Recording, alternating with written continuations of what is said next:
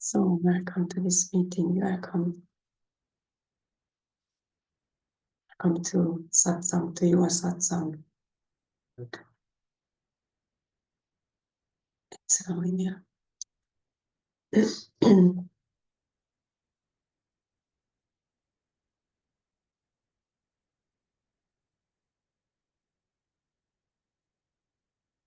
We are this infinite consciousness, loving itself and in bliss. And that's the only truth. All the rest is mind. All the rest is, as a friend of mine would say, mind trash. So our only task, so to speak, is to come back here, to relax and rest even more deeply in this silence, in this infinite love and bliss. And you welcome the mind back home. You welcome the mind into this silence. And it's happy there. It gets blissful in the bliss.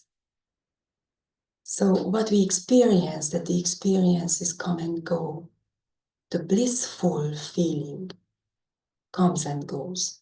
How this person, realizes it herself or himself. But the bliss who we are is always here.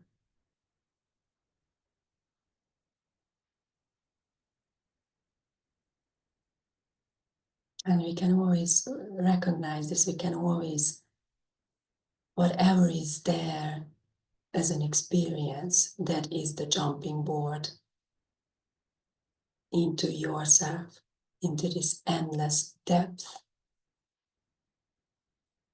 as this ocean.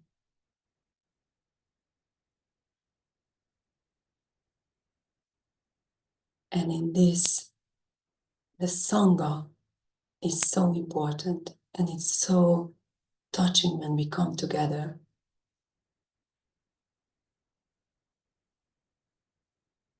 Because in the Sangha we are surrounded by, so to speak, like-minded people, truth seekers or awakened people. Because the world is coming at us, this, so to speak, world. We cannot stop, we cannot control the fear, the attacks from the world. But we can abandon it, and please abandon it. You are allowed. That's what our teacher said. You are allowed. You have the permission to be at peace and not go with the madness, to not take part in engage in the fearfulness of whatever is going on. And that's why we are so important for each other. This is changing the relationship with all the attacks from the outside, which are coming anyway. It's just the question if this is your life, this pain, anger, fear, madness, or is it just something which shows up, passes by? It's not you. This is changing the relationship, starting to tell a different story, not waiting for the mind to show yourself, to show you the way. No, you welcome the mind.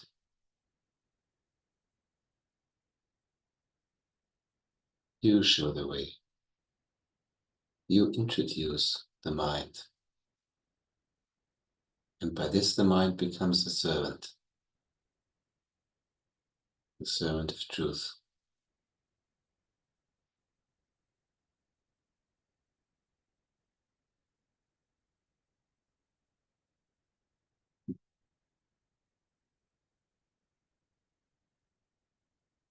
We are so much more than this body. This body is just a speck in who we really are. It's almost nothing. God is infinite beingness. And those people who already had near-death experience, they report this. That when they leave the body, they experience themselves as unconditional love. I was just reading the book from Anita Morjani, Dying to Be Me, who had 4th-stage cancer. She was already dying. All of a sudden, she found herself everywhere, with every relatives. And she could see the relatives, she could feel their emotions, but there was no attachment, there was only love. She wanted to tell them, hey, I'm okay, it's all love here. Whatever happened, it doesn't matter at all. That is a story. And then this woman met there, her father kind of met him. She had the experience that he is also her, and everything is her. Amazing. And she came back.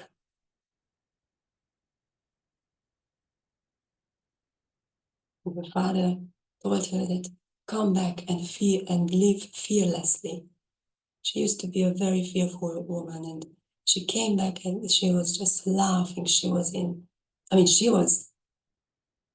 you can imagine how she looked like. She was almost Bones and skin. Bones and skin. But she came back and she was alive. It was vibrating. She could feel herself everywhere.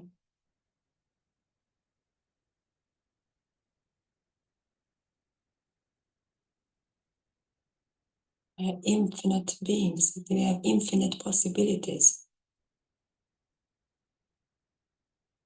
And I also know that whoever close to me and died, they are here. They are helping all the time. You don't have to be esoteric or whatever for this. It's amazing. They will send you signs because they cannot communicate with. They have no senses anymore. And they will try in different ways. Like whatever. Sending a butterfly or sending a sign.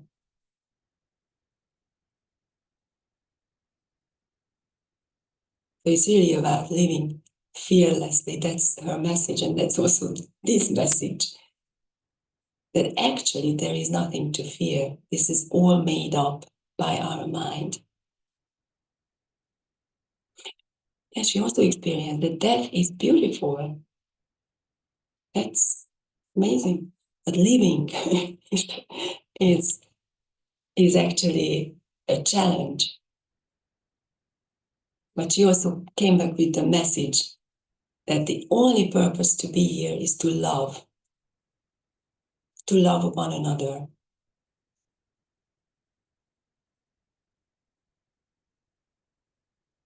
But she also said, in his satsang, we are here to love one another. And there is no particular way how to love one another.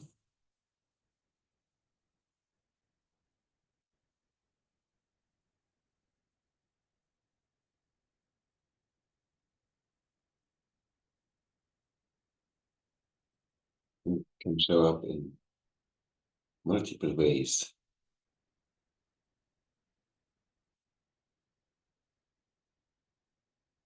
It's always true.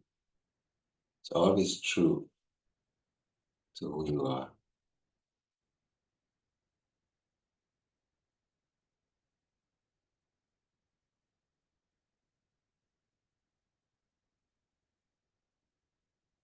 Yeah, and then what to do? Then can come the question, what to do, or what can I do?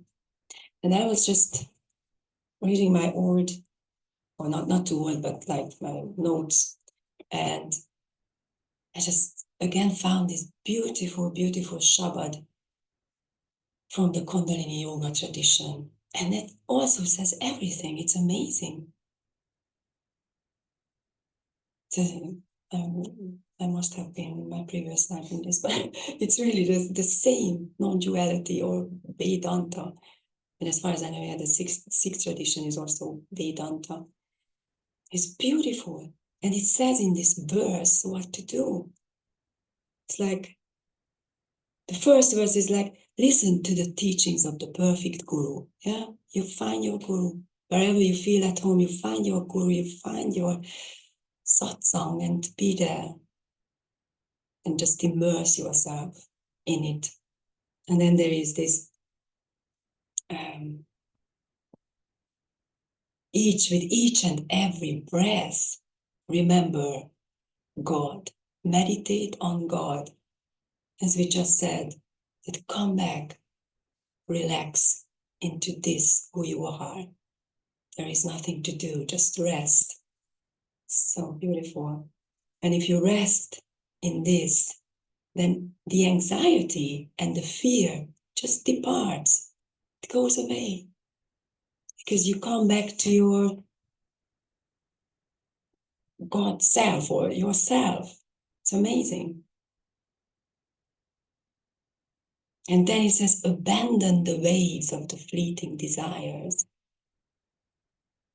and pray for the dust of the feet of the saints, which means come in front of the saints, which means like come to the floor and into this nowness instead of fighting with the waves, instead of wanting to fix it. Come back home, come here, just now. It's here, now, in this moment. It's not in tomorrow and it's not in yesterday. Exactly. No future, no past. So abandon, leave behind the thoughts of past and future and even present. Just be here, right now. So beautiful. And then the next step is renounce your selfishness and offer prayers. So renounce, so again, leave behind your selfishness that I can do it. I will fight this wave. I will fight this fear. I do it.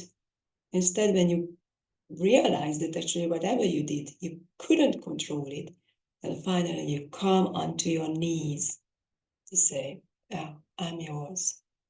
It's amazing.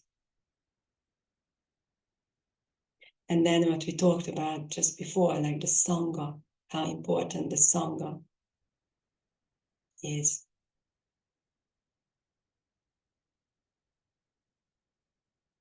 To cross over this fire or the ocean of fire, so these challenges in life.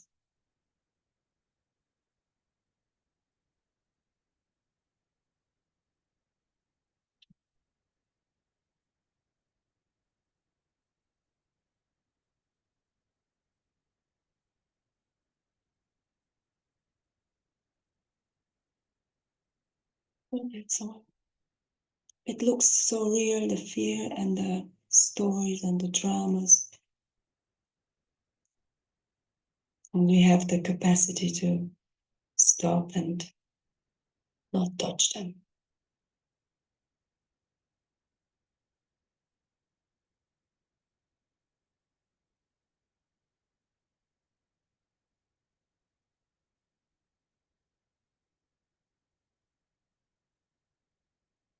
Finally, we are like a screen. All this drama is like a movie.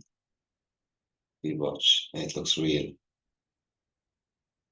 The emotions come through, the thrill come through, everything feels alive. The movie is over, we turn off the television, the screen is blank. That's it. Oh, just colors and sounds. It was blank before, it's blank after. It was just a bad dream. Just a story told by someone who calls himself me. I, the main actor, the writer of the story. There is no I.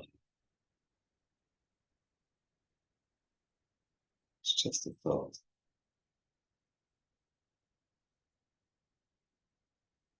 Believe.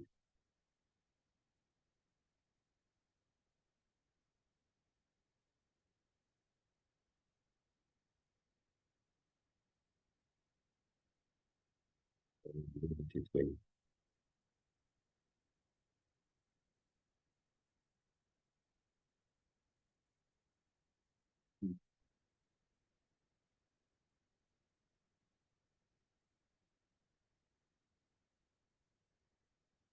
Thank you. And I go to questions or reports. Thank you. And if the people are listening on YouTube, you can find it in the description below how you can come into these satsangs and meetings, and you can also ask questions, which is very private. Okay.